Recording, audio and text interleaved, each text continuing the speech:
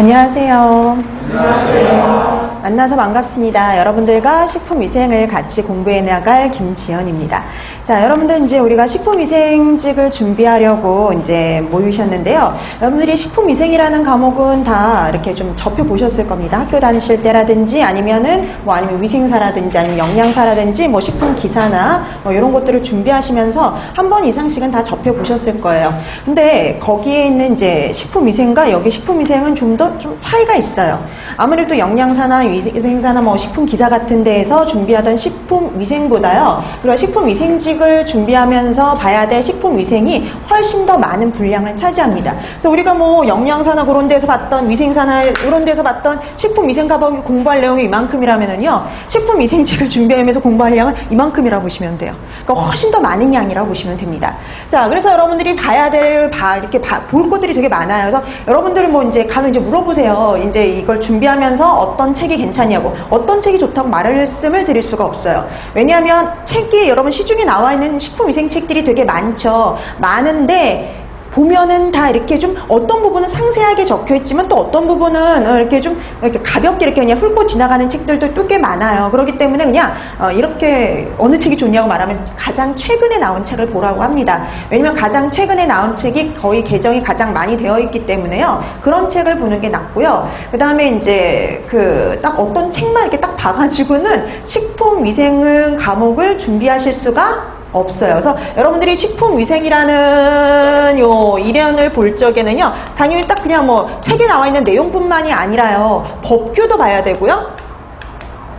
뭐 여러분들이 이제 뭐 법규도 이것저것에서 많이 보셨을 거예요. 뭐 식품위생법 전체를 다 봐야 될 필요는 없지만 그래도 이 법규 문제가 그렇다고 해서 많이 나오는 문제는 아니에요. 근데 한 문제 정도 나와요. 한 문제. 근데 한 문제 나오는 걸 위해서 그 법규를 보긴 해야 되는데 그렇다고 해서 그 한 문제 딸랑 나오는데 이 법규를 꼭 볼 필요가 있을까 봐야 됩니다. 왜냐면 20문제밖에 나오지를 않고요. 그 다음에 또 여러분들이 제한경쟁을 준비하시는 분들이 많아요. 그러면 제한경쟁은 문제가 그렇게 많지가 않습니다. 뭐 화학, 뭐 아니면은 식품위생, 또 내지는 또 그 지역에 따라 다르긴 하지만 식품 뭐 미생물을 보기도 하는데요. 그럼 뭐 딸랑 문제가 40점 만점, 60점 만점밖에 되지 않아요. 그러니까 한 문제 틀리면은 그 당락이 결정이 될 수가 이 한 문제로도 당락이 결정이 될 수가 있기 때문에요. 법규를 안 보고 지나갈래 안 보고 지나갈 수가 없어요. 그래서 법규 중에서도 여러분들이 보셔야 될 것, 최근에 좀 많이 나왔던 법규의 내용들, 어떤 것들이 이제 있는지가 있죠. 그래서 그런 것들 위주로 해서 법규도 살펴볼 거고요. 그 다음에 이제 또 최근에 뭐 이슈가 되는 내용들 있죠. 그런 애들도 간혹 이제 시험 문제가 나옵니다. 그러니까 예를 들어서 우리 왜 최근에 뭐 중국산 분유에서 생겼던 멜라닌 파동 있었잖아요. 그런 멜라닌 파동 있을 때 그 멜라닌에 관련된 문제도 나온 적이 있고요. 그 다음에 뭐 이제 간혹 이렇게 이슈가 되는 경우가 있어요. 그런 것과 관련된 문제들도 간혹 나오기 때문에요. 그런 것들도 봐야 돼요. 근데 그 이슈가 나올 때는 아직 책으로 그 물질에 관련된 정보가 나와 있지 않아요. 근데 문제가 나온단 말이죠. 그럼 또 이제 그런 것들은 식약처의 내용들에서 이제 봐야 돼요. 그래서 모든 문제가 다 책에서 나온다는 착각은 하시면 절대 안 돼요. 시험 보고 나와가지고요, 이런 문제 간혹 있어요. 책에 아무리 찾아봐도 답을 찾을 수가 없다고. 예, 그런 문제들 많습니다. 그래서 그런 것들은 이제 나중에 이렇게 찾아보면은요, 이제 식약처의 그런 유해 물질, 뭐 이렇게 총서나 이런 데에 나와 있는 내용들도 꽤 많아요. 자, 그래서 제가 그런 위생책의 그런 내용들이라든지, 그 다음에 이제 우리 여러분들이 꼭 보셔야 될 내용들, 그런 자료들을 찾아가지고, 여러분들이 또 일일이 그걸 다 찾아보기에는 시간도 부족하고 하니까, 제가 이제 다 찾아가지고 여러분들이 봤으면 하는 자료들, 그런 내용들로 책을 묶은 거고요. 그 다음에 이게 또 다가 아니라 중간중간 또 자료를 나눠 드릴 겁니다. 그럼 여러분들이 그 자료를 보면서 같이 공부를 하시면 되는 거예요. 그래서 어떤 부분은 그냥 수업 시간에는 다루지 않고 지나가는 내용들도 있어요. 그러니까 그런 것들을 한번 읽어보시라고 나눠드리는 자료니까 한번 읽어보시면 되는 자료들이니까 그런 것들을 충분히 활용을 하시면 되는 겁니다. 자, 그래서 이렇게 해서 여러분들이 이제 이런 내용들을 다 봐야 되고요. 그 다음에 이제 예전에는 이제 경기도 문제가 제일 어렵게 나왔었어요. 근데 최근 이제 요 몇 년 사이에는 경기도 문제가 그렇게 어렵게 나오는 편이 아닙니다. 그래서 평이한 문제에다가 뭐 이제 간혹 한두 문제 헷갈릴 만한 그런 내용들을 집어넣기 때문에 요즘엔 이제 경기도 문제가 그렇게 어렵다라고 볼 수가 없고요. 오히려 다른 타지방 문제들이 오히려 더 어려워지고 있거든요. 그래서 여러분들이 이제 어느 이거를 준비하시더라도 가장 어렵게 나올 것을 생각을 하셔가지고 준비를 하시면은요, 여러분들이 식품위생을 문제를 푸는데 그렇게 어렵지는 않을 거라 봅니다. 그러니까 항상 이렇게 보면 있어요. 그래서 그 대다수는 이제 평이한 문제를 내고 한 두세 문제 정도만 이제 그 당락을 결정할 때 좀 그 난이도를 조정하기 위해서, 또 이제 당락을 결정하기 위해서 이제 그 두세 문제 정도는 헷갈릴 만한 문제를 간혹 내기도 해요. 그렇기 때문에 이제 여러분들이 그런 것만 좀 잘 준비를 하시면 도움이 될 거라 봅니다. 그래서 식품위생은요, 내용이 어려운 게 아니라 공부할 게 많아가지고 힘들 수도 있다라고 생각을 하시면 될 것 같아요. 그래서 여러분들이 기존에 알고 있던 것보다 훨씬 많은 내용의 식품위생을 공부를 하시게 될 겁니다.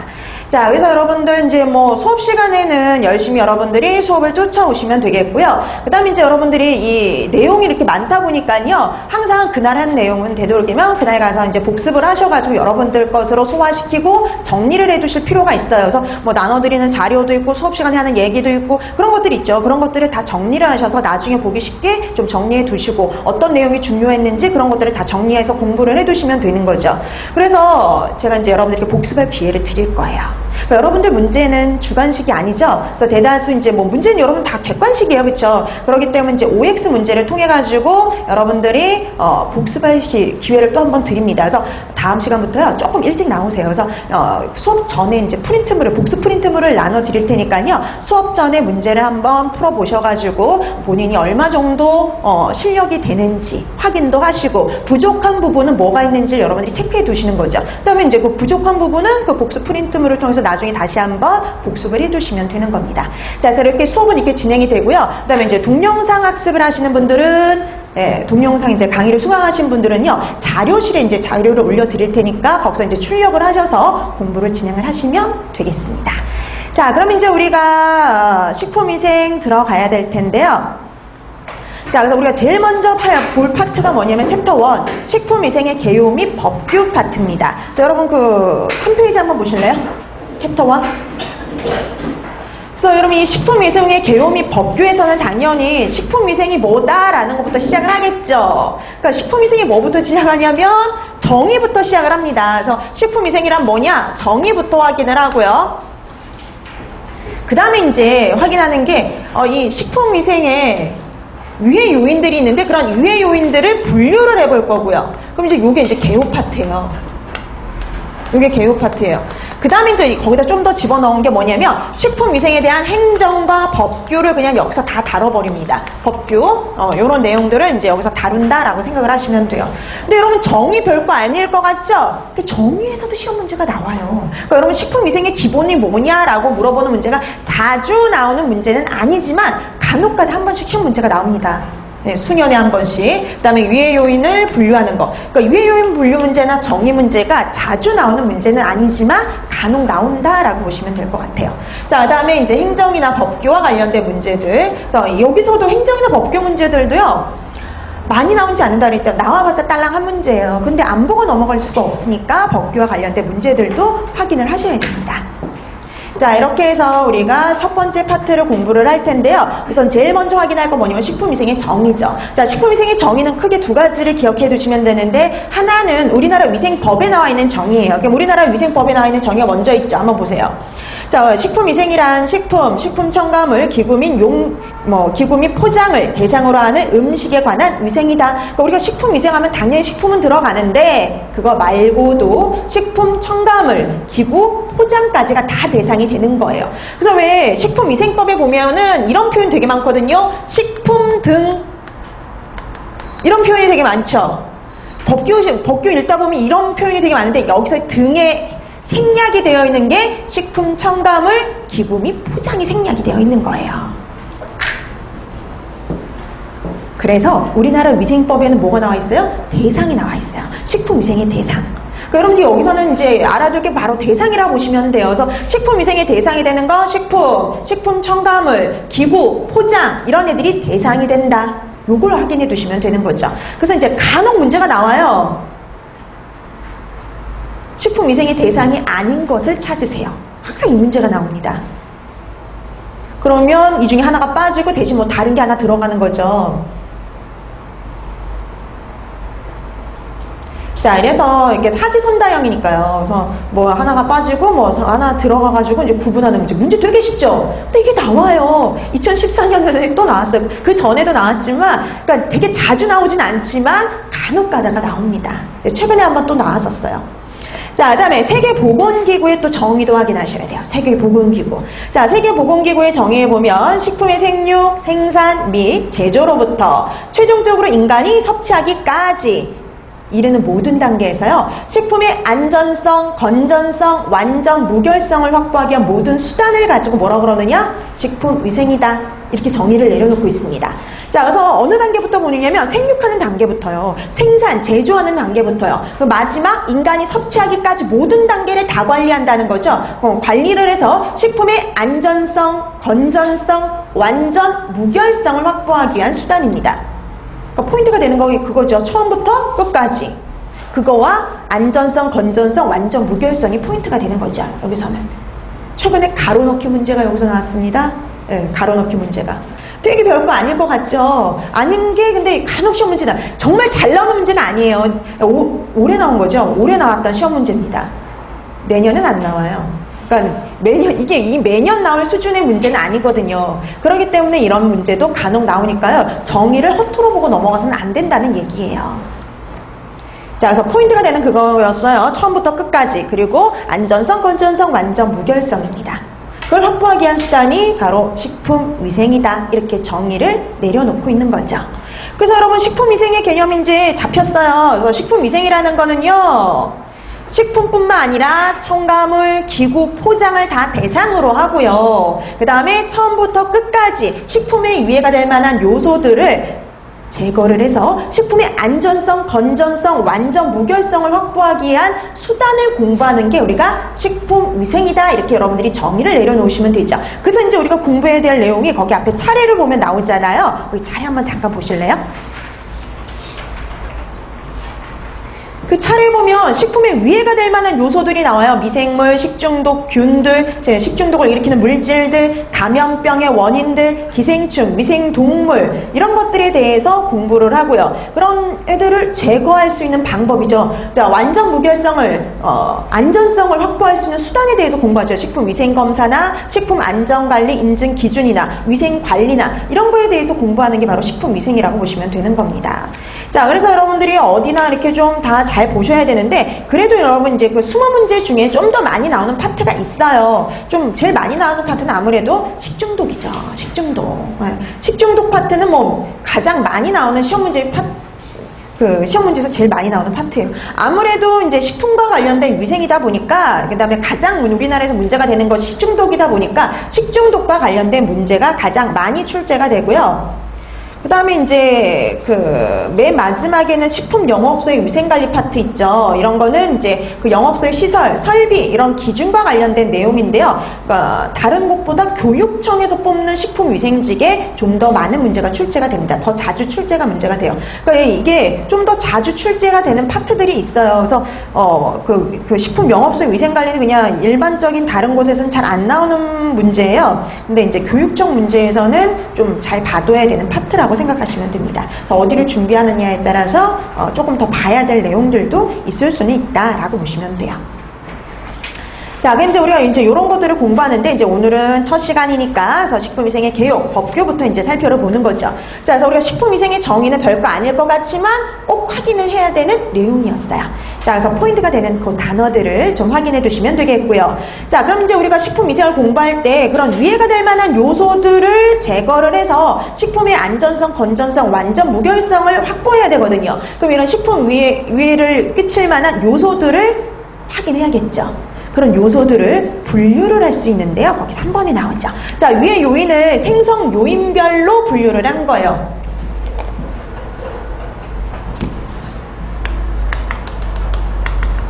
자, 생성 요인별로 위의 요인을 분류하면은요, 거기 보니까 3개로 분류하죠. 내인성, 외인성, 그리고 유기성. 자, 그래서 내인성, 외인성, 유기성 3가지로 분류를 하는데요. 내인성 하면 내 안에 있어요. 그래서 식품 자체에 유독 유해 성분이 함유되어 있는 거여서 식품 자체가 갖고 있는 독성분에 의한 건 내인성 이렇게 보시면 돼요. 그래서 식품 자체가 문제인 거 이렇게 생각하시면 됩니다. 식품 자체가 독성분을 갖고 있는 거 이해를 하시면 되는 거죠. 그러니까 굳이 그 단어를 그대로 기억할 필요는 없어요. 그러니까 내인성이 뭔지를 여러분들이 확실히 알으시면 되는 거예요. 그래서 식품 자체에 독성분이 있는 거 이렇게 생각하시면 되죠. 그러니까 우리가 누가 뭐 이렇게 오염을 시킨 것도 아니고 우리가 주입시킨 것도 아닌데 식품 자체가 갖고 있을 수가 있죠, 독성분을. 그게 바로 내인성이다. 이렇게 이 정도 확인하시면 돼요. 외인성은 쉽죠. 외부로부터 들어온 경우 대다수가 여기에 해당이 됩니다. 그래서 외부로부터 들어오면은 다 외인성, 대다수가 여기에요. 자, 그다음에 유기성 있죠. 그럼 여러분 식품 자체가 갖고 있는 것도 아니고 외부로부터 이렇게 오염이 돼서 들어온 것도 아닌데요. 그럼 유기성은 뭐냐? 중간에 만들어지는 경우예요. 자, 우리가 식품을 제조하거나 가열하거나 가공하는 과정 중에 중간에 생성이 되는 물질은 뭐로 분류하느냐? 유기성 이렇게 분류를 한다는 거죠. 자, 그래서 여러분들이 내인성, 외인성, 유기성으로 분류하는 문제도 자주 나오는 건 아닌데 간혹 잊을만 하면 한 번씩 나와요. 그럼 간혹 잊을만 하면 한 번씩 나오는 거에 5년에서 한 7년마다 한 번씩 이 정도로 생각하시면 돼요. 그러니까 거의 5년마다 이렇게 그 정도마다 한 번씩 나오는 문제들. 그러니까 아까 정의 문제도 그래요. 5년 정도 이렇게 텀을 두고 이렇게 좀 나옵니다.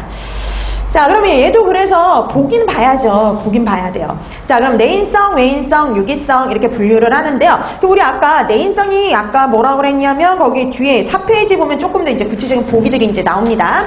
자, 우리가 내인성이란 단어를 이해했어요. 식품 자체에 유독 성분이 함유되어 있는 경우 그랬죠. 그럼 이제 어떤 것들이 있는지 봐야죠. 자연독들이요. 자연독. 우리 나중에 식중독에서 여러분 자연독 들어보셨죠? 식품 자체가 갖고 있는 독성분, 자연독. 식물성, 동물성 자연독들이 여기에 해당이 돼요. 대표적인 독버섯의 독성분들 우리가 주입한 거 아닌데 들어있잖아요. 그 다음에 또 감자의 싹이남부에 들어있는 솔라닌이라든지 그 다음에 천매, 살구시에 들어있는 아미그달린이라든지 그러니까 이 식물성 자연독들이 다 여기에 해당이 되죠. 그 다음에 동물성 자연독, 보고독이라든지 조개독 이런 애들 이런 애들이 바로 내인성 유해 요인에 들어갑니다. 자, 그 다음에 그 외에도요 알레르기를 일으키는 유발 물질들이 있어요. 그런 알레르기 유발 물질도 내인성에 들어가요. 물론 식품 자체가 갖고 있는 성분이니까. 자, 그래서 내인성 하면 식품 자체가 갖고 있는 독성분에 의한 것 이렇게 생각하시면 되죠. 근데 이제 보기로 나올 적에는 뭐 이런 식으로 나와요. 보고독 이런 식으로. 그럼 여러분들이 보고독이 내인성이구나 이렇게 구분하실 수 있으면 돼요. 감자의 싹남 부위에 있는 독성분 이렇게 나오면 이게 내인성이구나 라고 여러분들이 구분 지으실 수 있으면 되는 겁니다. 보기는 구체적으로 나오니까. 자, 그 다음에 외인성. 그럼 대체적인 게 다 외인성이에요. 뭐 식중독 균, 그러니까 미생물에 의한 것들, 뭐 균이라든지 식중독균이라든지 감염병의 균이라든지 곰팡이, 기생충 이런 것들이 다 여기에 해당이 되겠죠. 그러니까 미생물에 의한 것들 이런 것도 다 여기에 해당이 돼요. 세균, 뭐 바이러스, 뭐 이런 것들이요. 곰팡이, 기생충에 의한 게 그런 생물학적인 요소. 그 다음에 이제 화학적인 물질에 의한 것도 있을 수 있겠죠. 의도적으로 첨가하는 거에 대표적인 게 유해 첨가물들이요.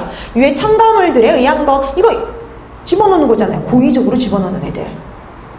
우연히 들어가는 애들도 있죠. 뭐 잔류 농약이라든지 방사능 물질이라든지 그 다음에 기구나 용기나 포장에서 용출될 수 있는 물질들 이런 것들이 다 여기에 들어갑니다. 그러니까 대다수는 여기라고 생각하시면 돼요. 대다수는 여기예요. 자, 그 다음에 이제 유기성은 이제 중간에 만들어지는 경우죠. 자, 이게 이제 가장 이제 독특한데요. 이런 유기성 유해 요인 같은 경우 이제 예전에는 이 유기성 유해 요인 같은 경우 뭐 우리가 나중에 이제 식중독 가면서 이제 구체적으로 배울 겁니다. 화학성 식중독이 이렇게 중간에 가열하는 과정 중에 가공하는 과정 중에 생성되는 여러 가지 물질들에 대해서 공부를 할 텐데요. 예, 구체적인 애들이 뭐 가장 대표적인 게 뭐 탄 음식에 들어있는 발암성 물질들. 음식이 타게 되면은요, 암을 유발하는 물질이 만들어져요. 벤조피렌이라는. 이런 물질들이라든지. 그래서 탄 음식에 들어있는 뭐 벤조피렌. 탄 음식에서 발생할 수 있는 뭐 벤조피렌 같은 발암성 물질이라든지 그 다음에 햄이나 베이컨이나 이런 데 제조할 때 만들어지는 발암성 물질도 있죠. 니트로사민. 그 다음에 여러분 우리 또 뭐냐면 감자 같은 탄수화물이 풍부한 식품을 또 고온으로 조리할 때 발생할 수 있는 유독물질도 있어요. 아크릴 아마이드. 그 다음에 여러분 심지어는 우리 수돗물 있죠. 물을 염소 소독할 때 발생할 수 있는 발암성 물질도 있거든요. 트리알로메탄. 그 다음에 여러분 알코올 발효할 때도요 유해 성분이 만들어집니다. 메탄올이라는 등 이런 다양한 물질들이 만들어지는데 이런 애들이 바로 유기성 유해 요인의 대표가 될 수가 있어요. 예전에 이제 이런 유기성 유해 요인과 관련된 문제는 옛날에는 많이 안 나왔지만 최근 들어서 이렇게 식품을 제조하거나 가공해서 우리 가공식품들 많이 먹잖아요. 그런 것들을 많이 제조하다 보니까 이런 애들이 특히 이제 문제가 되는 거죠. 그래서 옛날에 비해서 이렇게 유기성 유해 요인과 관련된 구체적인 식중독 문제들이요 옛날보다는 많이 나오는 편이라고 보시면 됩니다. 자, 그래서 이런 유기성 유해 요인은 뭐 대표적으로 이런 것들이 구체적으로 있더라 이렇게 보시면 될 것 같아요. 자, 그래서 여러분들이 생성 요인별로 위의 요인들을 구별해 두시면 됩니다. 세 가지로 구분하시면 되죠. 자, 내인성, 외인성, 유기성의 의미를 파악한 다음에 구체적으로 어떤 것들이 있는지 그 종류를 좀 파악해 두시면 될 것 같아요. 자, 그래서 보기로 나왔을 때 이게 내인성인지 외인성인지 유기성인지를 구별하실 수 있으면 되는 거죠. 자, 이렇게 해서 우리가 위의 요인들을 분류를 해봤고요. 자, 그 다음에 이제 우리가 이 개요 파트 이제 여기서 끝이라고 보시면 되고요. 그 다음에 이제 남은 게 이제 행정하고 법규예요. 그래서 가장 많이 봐야 될 게 그 행정과 법규와 관련된 문제들입니다. 자, 그럼 여기서부터 이제 쫙 다 나와 있는 게요. 다 행정, 법규인데요. 먼저, 자, 식품위생의 행정을 볼게요. 식품위생의 행정. 식품위생 행정의 목적은 뭐냐면 우선 식품위생법을 근거로 해요. 식품위생법을 근거로 해서 식품위생의 보급과 향상을 꾀하고 국민의 식생활을 청결하고 안전하게 확보함으로써요. 불량식품 섭취로 인한 여러 가지 유해를 방지하는데 그 목적이 있다라고 생각하시면 돼요. 근데 그 목적을 굳이 암기하거나 할 필요는 절대 없어요. 그럼 이거는 뭐를 우선 근거로 했냐면 식품위생법을 근거로 한 게 식품위생행정이라고 생각을 하시면 되겠고요. 그럼 그런 시책, 구체적인 내용에는 뭐가 있느냐 파악해 두시면 되죠. 근데 이것도 별거 아닌데 나온다니까요. 이 중에서 다음 중 식품위생행정에 포함되지 않는 애를 골라내세요. 이런 식으로 문제가 나와요. 근데 이런 문제 의외로 문제 쉬워요. 보면은 식품위생과 관련 없는 내용이 꼭 들어가 있거든요. 그걸 여러분들이 구별해 내시면 되는 겁니다. 그래서 진림보글에 제일 많이 나온 게 영양이에요. 영양과 위생은 다른 거죠. 네. 자, 그래서 식품위생의 행정의 시책들을 한번 보세요. 아까 나왔듯이 식품 첨가물, 기구, 용기, 포장이 다 대상이잖아요. 얘네들의 제조, 사용 등의 기준, 성분 규격 이런 것들이요.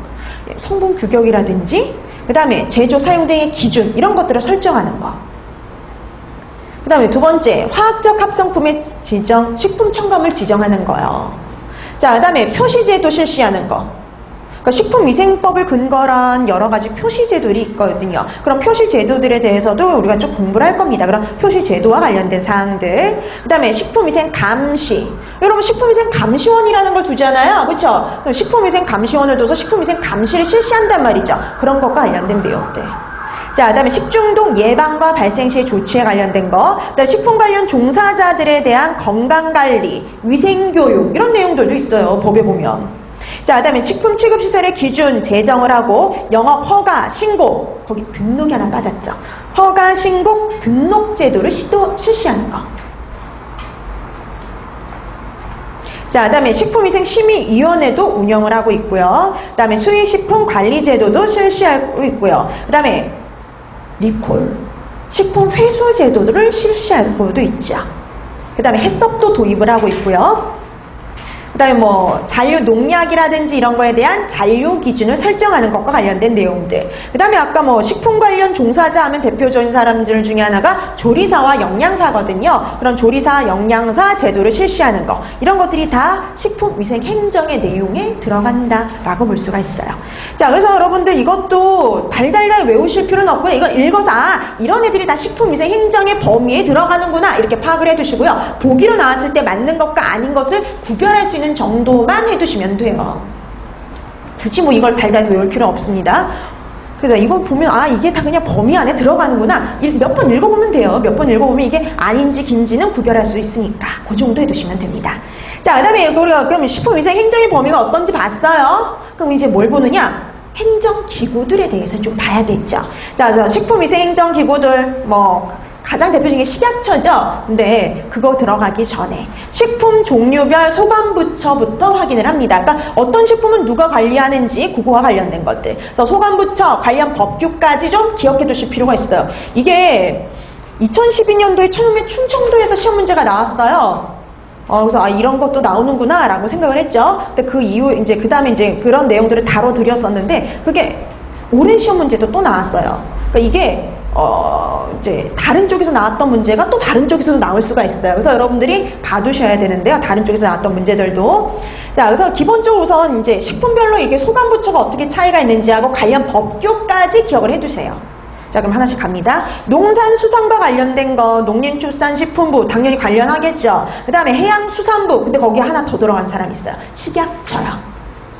위생과 관련된, 그러니까 농산과 수산의 위생적인 파트는 누가 담당을 하냐면 식약처가 담당을 한다는 거죠. 자, 그럼 관련 법률은 누구냐? 농수산물 품질관리법이에요. 거기에 소관부처가 이렇게 3개나 된다는 거예요. 그래서 일부는 농림축산식품부에서, 또 일부는 해양수산부에서, 또 일부는 식약처에서 관리를 해요. 자, 그 다음에 축산과 관련된 거 축산물 위생관리법이 있는데요. 여러분 이게 예전엔 축산물과 관련된 게 농림축산식품부에서 했지만 위생과 관련된 파트를 강조를 하면서 어디서 가져왔느냐? 식약처로 이관이 됐어요. 이게 그 2012년 충청도에서 나올 때까지만 해도 이게 농림축산식품부였는데요. 그 이후로는 식약처로 바뀌었습니다. 자, 그 다음에 공유와 관련된 거 양곡관리법이 있는데요. 이건 당연히 농림축산식품부에서. 자, 그 다음에 먹는 물과 관련된 건 어딜까요? 환경부예요. 먹는 물 관리법이요. 자, 그 다음에 주류는 주세법이죠. 기획재정부에서 관리를 합니다. 그 다음에 소금은 소금산업진흥법인데요. 당연히 소금이니까 뭐예요? 해양수산부에서. 건강기능식품도 당연히 식약처에서 관리를 하겠죠. 거기 하나 빠진 게 있는데 하나 빠진 게 뭐냐면 학교급식이요. 학교급식이면은 당연히 관련 법은 학교급식법이죠. 그럼 당연히 이거는 어느 부처냐면은 교육부입니다. 학교급식은 당연히 학교급식법이고요. 소관부처는 교육부예요.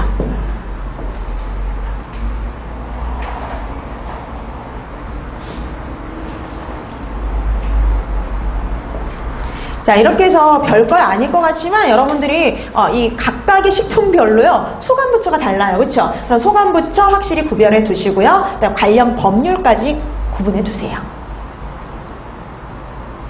자, 이렇게 해서 우리가 식품 종류별로 소관부처를 확인해 봤고요. 자, 그 다음에 이제 행정기구에 들어가야 되는데 식약처부터 봅니다. 식품의약품안전처. 자, 여러분 식약처 같은 경우에는요. 여기는 정말 식품위생의 가장 기본을 다루는 파트가 바로 어디냐면 식약처라고 보시면 됩니다. 그래서 식품위생에 관한 업무를 총괄하는 곳. 이런 말이 나오면은 당연히 식약처가 돼야 되겠죠. 그러니까 예전에는 보건복지부 아래 식약청이 있었어요. 그러니까 예전에는 이제 중앙행정기구로 두 가지를 봤죠. 보건복지부와 식약청을 같이 봤어요. 근데 달라졌죠. 청이 뭐로 바뀌었어요? 처로 이제 올라가면서요. 보건복지부는 위생과 관련된 내용에서는 쫙 빠져버렸습니다. 그래서 법규들이 다 달라졌다가 보시면 돼요. 그래서 법규들의 보건복지부, 그러니까 식품위생법에 다 기본적으로 보건복지부 장관, 보건복지부가 꼭 들어갔었는데요. 이젠 더 이상 들어가지 않습니다. 그래서 더 이상 이제 식품위생 행정기구의 중앙기구에는 보건복지부가 없어요. 자, 그래서 식약처가 중심이 된다라고 보시면 돼요. 그래서 식품위생에 관한 업무를 총괄하는 것, 지휘, 감독하는 것 하면은 다 식약처 이렇게 생각을 하시면 돼요. 그래서 이런 식약처와 관계된 식품 안전 관련 주요 법률들이 거기 쫙 나와 있죠. 그래서 그런 것들은 한번 참고적으로 보시면 돼요. 당연히 기본이 되는 식품위생법도 있고요. 그 다음에 축산물위생관리법도 있고요. 식품의약품 분야 시험, 검사 등에 관련된 법률들, 농수산물 품질관리법 이런 것 등이 다 포함이 되어 있습니다. 그래서 이런 법률을 다 식약처에서 관리를 하는구나. 관련 법률들이 그냥 한번 읽어두시면 되는 거예요. 자, 그다음에 식약처의 조직도가 거기 쭉 나와 있죠. 근데 여태까지 한 번도 이 식약처의 그 조직도라든지 이런 거에 대해서는 나온 적은 없습니다. 그냥 참고적으로만 보시면 될 것 같아요. 그래서 식약처 같은 경우에는 거기 보면은 본부 조직으로는 소비자위해 예방국, 식품안전정책국, 식품영양안전국, 농축산물안전국 이런 애들이 있는데 이 중에서 특히 식품위생과 관련된 가장 주요 업무를 담당하는 것이 식품안전정책국이라고 생각하시면 되겠고요. 다시 이 식품안전정책국이 나눠지죠. 식품정책조정과, 식품관리총괄과, 식품소비안전과, 수입식품정책과, 주류안전기획단 이런 식으로 분류가 되죠. 근데 여러분 이름만 봐도 뭔지를 알 수 있는 파트가 있어요. 수입식품정책과는 당연히 뭐와 관련된 걸까요? 수입식품과 관련된 업무를 담당하겠죠. 그 다음에 여러분 주류안전기획단은 뭐와 관련된요? 주류안전과 관련된 업무를 담당하겠구나. 이게 구분이 돼요. 그럼 나머지 식품정책조정과, 식품관리총괄과, 소비안전과 정도만 구분하시면 되죠. 거기서 보세요. 식품정책과는요. 전체적인 업무를 총괄하고 계획하는 곳입니다. 거기 보세요. 식품, 건강기능식품, 식품첨가물, 기구, 용기, 포장에 대한 위생, 안전관리의 정책 수립하고 제도 개선을 총괄, 조정하는 거. 그러니까 식품위생법이 바뀌어요. 누가 관리할까요? 식품정책조정과에서요. 그러니까 전체 업무를 총괄하고 조정하고 하는 거 이런 것들을 담당하는 것이요 식품정책조정과다 이렇게 생각하시면 돼요. 그 다음 거기 7번 보세요. 식품위생심의위원회를 뭐예요? 운영하는 거 그게 바로 식품정책조정과예요. 그러니까 전체 위생에 관련 업무를 총괄 조정하고 식품위생법 바뀌는 거라든지 식품위생심의위원회를 운영하라는 거지 전체적인 가장 큰 틀을 가지고 조정하는 게 바로 식품정책조정과라 생각하시면 돼요. 그 다음에 보세요. 식품관리총괄과 여러분 식품을 관리하는 거예요. 단속, 지도단속과 관련된 업무는 다 여기서 담당을 해요. 자, 그래서 근데 여러분 식약처에서 직접 지도나 단속을 나가지 않습니다. 그러니까 여기서 일하는 사람들이 그러니까 이 과에 있는 사람이 직접 나가진 않아요. 그럼 뭘 운영해야 될까요? 네, 식품위생감시원을 운영해야 되죠. 그게 바로 16번에 있어요. 식품위생감시원을 임명을 해서 교육하는 거 이게 바로 식품관리총괄과 지도단속해야 되니까요. 그래서 지도단속을 이 사람들은 계획을 하고 대신 나가서 일할 식품위생감시원을 임명하고 교육하는 거죠. 그런 거는 식품관리총괄과구나 이렇게 생각하시면 되는 거예요. 그러니까 대충 생각 이렇게 파악 정도만 하시면 돼요. 구체적으로 이거 잘 나오는 이렇게 나오는 문제가 아니니까 대략적으로 이런 업무를 하는구나 라는 정도. 자, 그다음에 뒷장 넘겨 보실까요? 자, 식품소비안전관리과가 있죠. 이건 해썹과 관련된 업무를 주로 담당한다. 이 정도로 구분하시면 되죠. 위생과 관련된 전체적인 업무를 총괄하고 조정하는 건 정책과에서, 정책조정과에서. 그 다음 지도단속하고 식품위생감시원과 관련된 거를 하는 건 식품관리총괄과에서. 그다음 해썹과 관련된 업무를 주로 담당하는 것은 식품소비안전과에서 하는구나 라는 정도로 여러분들이 구분 정도만 하시면 되는 거죠. 자, 그래서 이렇게 구분이 됩니다. 자, 근데 아까 좀 전에 보니까 식품정책조정과에서 식품위생심의위원회를 운영한다라고 했었죠. 법규에도 있었거든요. 그래서 우리가 식품위생행정의 범위에서도요, 식품심의위원회를 운영하는 것도 그 식품위생행정의 그 부분에 해당이 됩니다. 그래서 여러분 그 식품위생심의위원회와 관련된 내용이 나와 있죠. 거기 보세요. 자, 이 식품위생심의위원회를 왜 식약처에 두느냐면은요, 식약처장의 자문기구거든요. 식약처장의 자문기구로 운영이 되기 때문에 바로 식약처에서 운영하고 관리를 하는 겁니다. 자, 그래서 거기 보니까 그 페이지에 식품위생심의위원회에 관련된 내용이 나오죠. 식약처장의 자문기구다라고 보시면 돼요. 예전에 한번 그렇게 문제가 나온 적이 있어요. 식약처장의 자문기구는 예전에 법이 바뀌기 전에는 보건복지부 장관과 식약처장의 자문기구였잖아요. 근데 지금은 이제 보건복지부가 사라졌으니까 이제 식약처만 남은 거죠. 그래서 식약처장의 자문기구가 되는 것이 바로 식품위생심의위원회다 이렇게 보시면 돼요. 자, 위원장 1명과 부위원장 2명을 포함해서 100명 이내로 구성이 되는데요. 임기는 2년이에요. 임기는 2년. 자, 그럼 어떤 사람들로 구성이 되냐면요. 식품위생관계공무원이라든지 식품 등에 관한 영업을 종사하는 사람, 그 다음에 시민단체에서 추천을 받은 사람, 그 다음에 식품위생단체에서 추천을 받은 사람, 그 다음에 식품위생에 관한 학식과 경험이 풍부한 사람들 중에서요, 식약처장이 임명을 하거나 위촉을 합니다. 그럼 이 사람들이 뭘 심의하냐면요, 기본적으로 되게 중요한 사항들에 대해서 심의를 해요. 보세요. 식중독 방지에 관한 사항, 그 다음에 우리 왜 농약이나 중금속 이런 유독이나 유해물질의 그 기준을 마련해야 되잖아요. 그럼 기준과 관련된 사항들, 그 다음에 식품 등의 기준, 규격에 관한 사항에 대해서 심의하는 것이 바로 식품위생심의위원회다 라고 여러분들이 생각해 두시면 됩니다. 그 다음에 그 밑에 이제 뭐 연구위원을 둘 수도 있구나 라는 정도 생각하시면 돼요. 그래서 그럼 식품위생심의위원회가 식약처장의 자문기구가 되고, 그 다음에 이쪽에서 어떤 것들을 심의를 하는지를 확인해 두시면 돼요. 그래서 이제 우리가 이제 뒤에 가다 보면 이제 식품 첨가물에 대한 지정에 대해서 공부할 때가 있어요. 그럼 식품 첨가물 지정할 때요, 또 식품위생심의위원회가 나와요. 왜 나올까요? 식품 등에 대한 기준과 규격에 관한 사항. 그럼 여기 식품만 들어가겠어요? 식품 첨가물, 그 다음에 기구, 포장까지 다 들어가잖아요. 그런 기준과 규격에 관한 사항에서는요, 다 식품위생심의위원회가 나옵니다. 그래서 이런 것과 관련된 심의를 하는 곳이 식품위생심의위원회구나 라고 여러분들이 파악을 해두시면 되죠. 자, 그 다음에 지방기구들도 있어요. 지방기구는 뭐 특별시라든지 광역시라든지 지방자치단체라든지, 그 다음에 뭐 그런데 내에 있는 위생과, 보건과 이름 비슷하게 붙어있는 과들이 있거든요. 그런 곳에서 식품위생행정과 관련된 업무를 다룬다라고 보시면 될 것 같아요. 자, 그 다음에 그 뒷장에 넘겨보시면은요, 3번에 보건환경연구원이 있거든요. 시도보건환경연구원 들어보셨죠? 시도 이 보건환경연구원이 지방의 식품위생행정을 과학적으로 뒷받침하는 시험검사기관이라 보시면 돼요.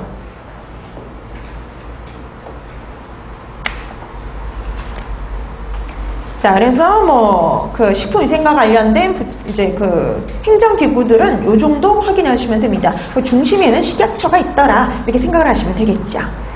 자, 그 다음에 이런 식품위생과 관련된 우리가 뭐 범위도 맞고, 그 다음에 소관 부처들도 좀 살펴봤고요. 그 다음에 이제 마지막으로 식품위생행정과 관련돼서 마지막으로 볼 거 제도입니다. 제도. 식품위생행정 제도.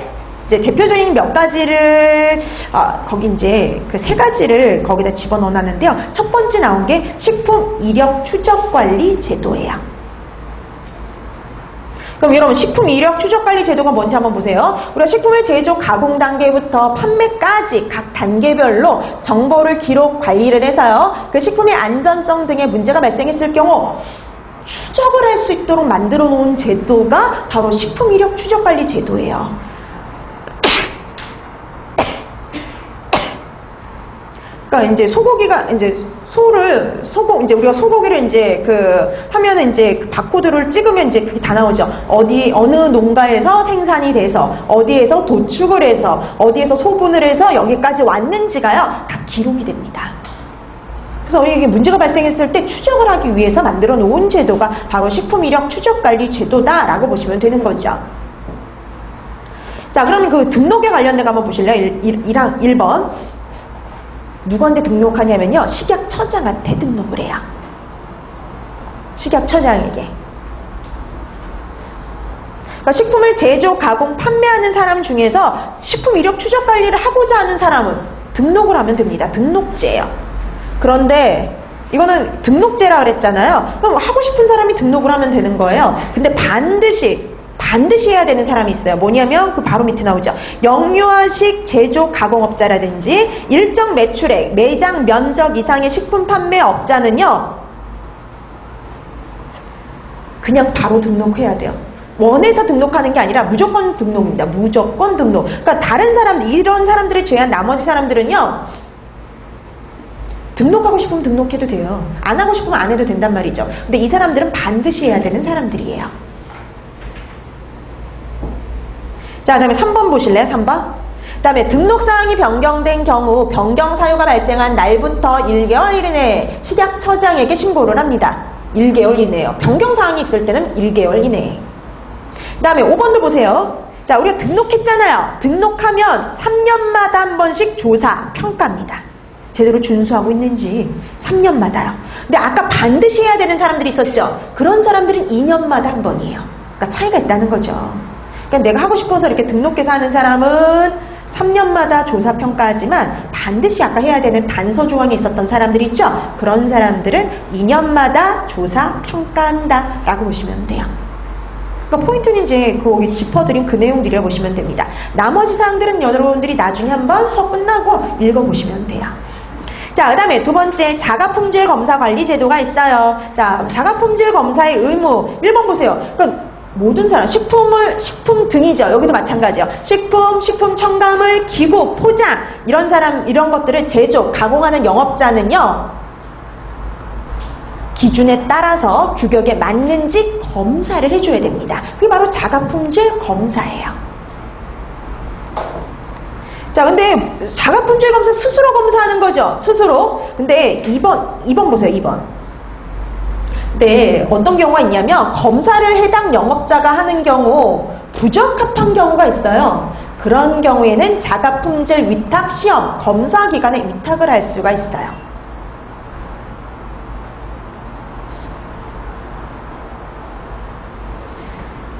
자, 그 다음에 그 아래 보면 시행규칙에 보면 자가품질 검사를 어떻게 해야 된다라는 기준이 있는데요. 거기 보면 별표 12에 자가품질 검사 기준에 따라서 해야 된다 이렇게 되어 있죠. 그럼 또 별표 12로 확인해야 돼요. 오늘 나눠드려도 프린트에 있어요. 여러분들이 찾아보지 않아도 되게 거기다가 넣어놨는데요.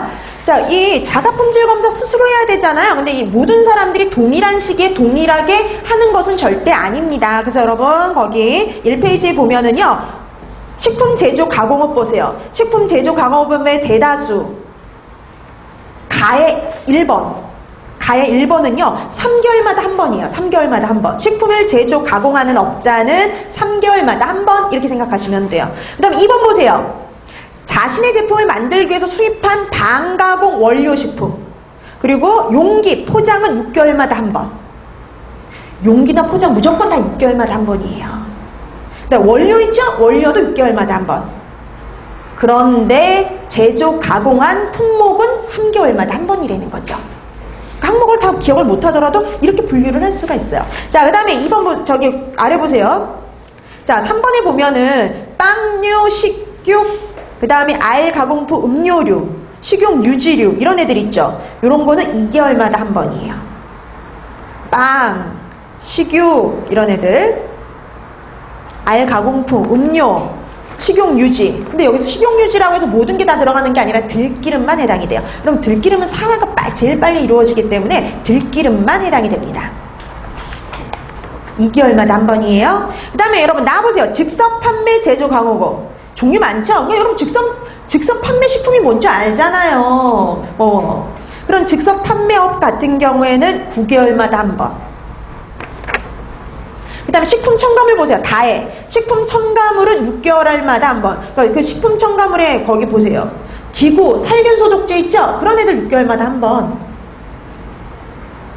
그 외의 것도 다 6개월마다 한 번이에요. 그러니까 그냥 식품 첨가물이면 6개월마다 한 번이구나. 이 정도 생각하면 된다는 거죠. 그 다음에 아까 보세요. 마지막. 기구, 용기, 포장. 아까 기구, 용기, 포장도 다 얼마에 한 번씩이라고 그랬어요? 6개월마다 한 번이라고 그랬잖아요.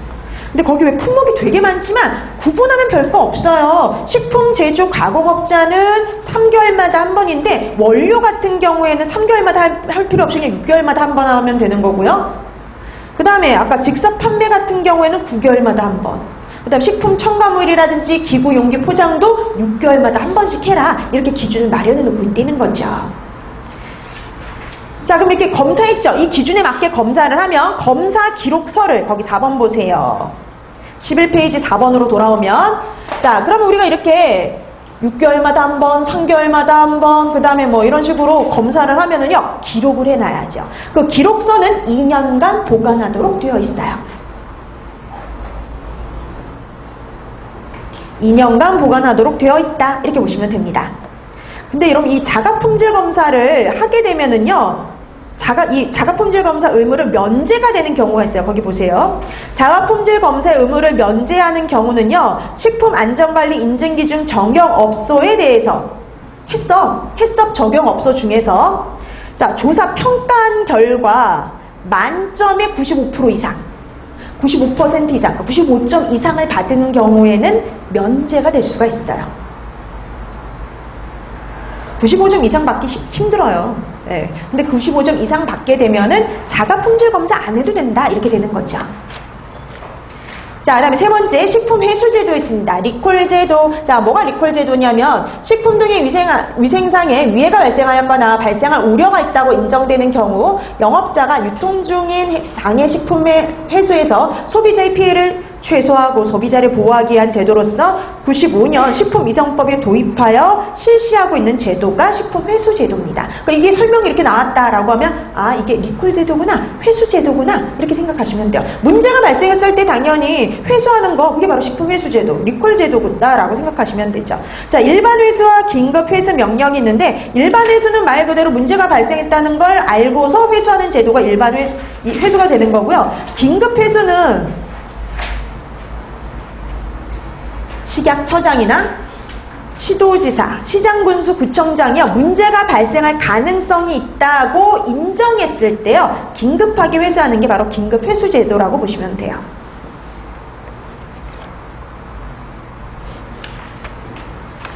자, 그래서 이렇게 회수제도가 있다라는 거 확인하시면 되고요. 그다음에 한 가지 더 있죠. 자, 거기 보면 식품 제조물 책임법 있죠. 물품을 제조하거나 가공한 자에게 그 물품의 결함으로 인해 발생할 수 있는 생명, 신체의 손상 또는 재산상의 손해에 대해서 무과실 책임의 손해배상의 의무를 지우는 법. 그러니까 니네가 제조를 했으니까 니네가 책임을 져라, 이렇게 마련해 놓은 법이 바로 식품 제조물 책임법이에요. 이게 시험 문제 나왔었는데 이거 설명 주고 이게 무슨 법 또는 제도냐, 이런 식으로 시험 문제가 나왔어요. 식품 제조물 책임법입니다. 그래서 이것도 자주 나오는 문제가 아니에요. 그러니까 이 행정제도 같은 경우에도 자주 나오진 않지만 이렇게 설명이 주어지고 얘가 뭐라고 물어보면 이게 무슨 제도 또는 법인지를 여러분들이 파악을 하시면 됩니다. 네 가지죠. 식품 이력 추적 관리 제도, 자가품질 검사 관리 회수제도, 그 다음에 식품 제조물 책임법, 이게 네 가지니까요. 이 네 가지를 한번 읽어두시면 돼요. 읽어두기만 해도 어때요? 구분이 될 수가 있잖아요. 각각의 특징이 다르니까. 자, 그래서 이렇게 식품위생과 관련된 행정제도에는 이런 것들이 있더라, 이렇게 파악을 하시고요. 그 다음에 여러분들이 그 네 가지를 구별해 두시면 되죠. 딱 이름만 들어도 각각 달라요. 성격이 다르기 때문에 그거를 구별해 두시면 됩니다. 자, 여기까지가 식품위생 행정과 관련된 내용들이었어요. 자, 그 다음에 이제 마지막 남은 게 바로 뭐냐면 법규죠. 그러니까 법규가 제일 볼 게 많아요. 법규와 관련된 내용. 자, 그럼 법규와 관련된 내용에는요, 식품위생법, 시행령, 시행규칙, 고시, 그뿐만 아니라 또 다른 법도 봐야 돼요. 그러니까 다양한 내용들이 필요한 것들로 묶여있다라고 생각을 하시면 될 것 같아요. 자, 그러면 먼저 식품위생에 관련된 먼저 용어부터 확인합니다. 용어. 자, 식품 하면 모든 음식물인데요. 근데 뭐는 제외냐? 의약으로 섭취하는 것은 제외예요. 그러니까 약은 제외다, 이렇게 생각하시면 되죠. 먹는 건 다 식품에 해당이 되는데 약은 제외예요. 자, 그 다음에 식품 첨가물에 대한 정의도 나와 있죠. 이건 이제 우리 뒤에 가서 식품 첨가물 가면 또 나오는데요. 우리나라 식품 첨가물에 대한 정의를 보면 식품을 제조, 가공 또는 보존하는 과정에서 식품에 넣거나 섞는 물질 또는 식품을 적시하는 등에 사용되는 물질, 이렇게 보시면 되는데, 우리가 이 첨가물에는 천연이 있고 화학적 합성품이 있잖아요. 근데 그 화학적 합성품은 어떻게 정의를 내려놓고 있느냐면요, 화학적 수단으로 원소 또는 화합물의 분해 반응 외에 화학 반응을 일으켜서 얻은 물질. 그러니까 이게 그 법규로 다음 중 식품위생의 정의로 옳지 않은 걸 찾아라, 이런 문제는 나오진 않아요. 근데 이게 중간중간에 다른 곳에 배속이 돼서 나오는 경우가 있거든요. 그러니까 이 화학적 합성품과 관련된 거는 식품 첨가물에서요, 보기 한 줄로 나온단 말이죠. 화학적 합성품은 이렇다라고 설명이 나와요. 틀린 문장으로 잘 나옵니다. 얘는 화학적 수단으로 얻어지는 건데요, 누구는 제외냐면은 분해 반응은 제외죠. 분해 반응을 제외한 화학 반응을 일으켜 얻은 물질이야. 그러니까는 이제 이게 틀린 문장으로 나올 때 모든 화학 반응을 통해 얻어진 물질 이렇게 나온단 말이죠. 모든이 아니라 그 중에 누군 제외되냐면 분해 반응. 그러니까 제외되는 것들 여러분들이 좀 기억을 하셔야 돼요. 자, 그래서 화학적 합성분은 분해 반응은 제외된다라고 확인하시면 되죠. 자, 그 다음에 네 번째, 기구요. 여러분, 우리가 뭐가, 기구, 솔직히 집에서 사용하는 기구들 많죠. 자, 기구, 음식을 먹을 때 사용하거나 담는 거, 그다음에 식품 첨가물을 채취, 제조, 가공, 조리, 저장, 소분할 때 쓰는 거 다 해당이 됩니다. 근데 여기도 제외되는 게 있잖아요. 이것도 제외되는 걸 확인하셔야죠. 자, 제외되는 거, 농업과 수산업의 식품을 채취하는 데 쓰는 기계나 기구나 그 밖의 물건은 제외된다라고 보시면 돼요. 그러면 우리 물고기, 그 생선 잡으려고 금을 쓰잖아요. 그러니까 그물 같은 건 제외된다라고 보시면 돼요. 자, 그런 것들을 제외한 나머지는 다 기구에 들어간다. 이렇게 생각하시면 되는 거죠. 그다음에 용기나 포장이나 위에나 표시는 제외되는 건 없고요. 자, 그 다음에 여러분 11번에 식품위생의 정의도 나와 있죠. 근데 이 식품위생의 정의 우리 벌써 알고 있잖아요. 여기 뭐가 나와 있어요? 대상이 나와 있었죠. 식품 첨가물, 기구, 용기, 포장이 대상이 되는 겁니다. 자, 그 다음에 집단급식소의 정의를 보시면 영리를 목적으로 하지 아니하면서 특정 다수인에게 계속해서 음식물을 공급하는 다음 각 어느 항목에 해당하는 급식시설로 대통령령으로 정의되는 시설이에요. 그래서 영리를 목적으로 하지 않고요. 특정 다수에게 계속적으로 음식을 제공하는 곳이죠. 여기는 포인트는 그거라 보시면 돼요. 그 다음에 13번에 식품 이력 추적 관리와 관련된 건 아까 설명을 드렸고요. 그 다음에 식중독 보세요. 식중독. 이제 우리 앞으로 이제 뒤에 가서 이제 할 식중독과 관련된 정의를 보시면요. 우리나라 위생법에 나와 있는 정의는 식품 섭취로 인해서 인체에 유해한 미생물 또는 유독물질에 의해서 발생했거나 발생한 것으로 판단되는 감염성 또는 독소형 질환을 가지고 식중독 이렇게 정의를 내려놓고 있죠. 여기다 식중독이란 정의를 달달달 외우실 필요는 없어요. 그냥 한번 읽어보고 넘어가시면 되는 거죠. 자, 그래서 이렇게 보면은 식품위생의 용어에서도요, 제외되는 것들이 있어요. 그런 것들만 잘 구별해 두시면 크게 어려움이 없습니다. 그래서 이거 같은 건 달달달 굳이 외우실 필요 없어요. 읽어두시면 충분합니다. 읽으면 구별이 되니까요. 근데 그 중에서 제외되는 것들만 따로 좀 기억을 해주시면 좋은 거죠. 자, 이렇게 해서 우리가 식품위생에 대한 정의를 확인했고요. 그 다음에 이제 우리가 표시제도를 실시하잖아요. 그 표시제도가 식품위생법에 관련된 표시제도들이 있어요. 그런 것들을 확인을 하는 거죠. 그거는 조금 쉬고 나서 들어가도록 할게요.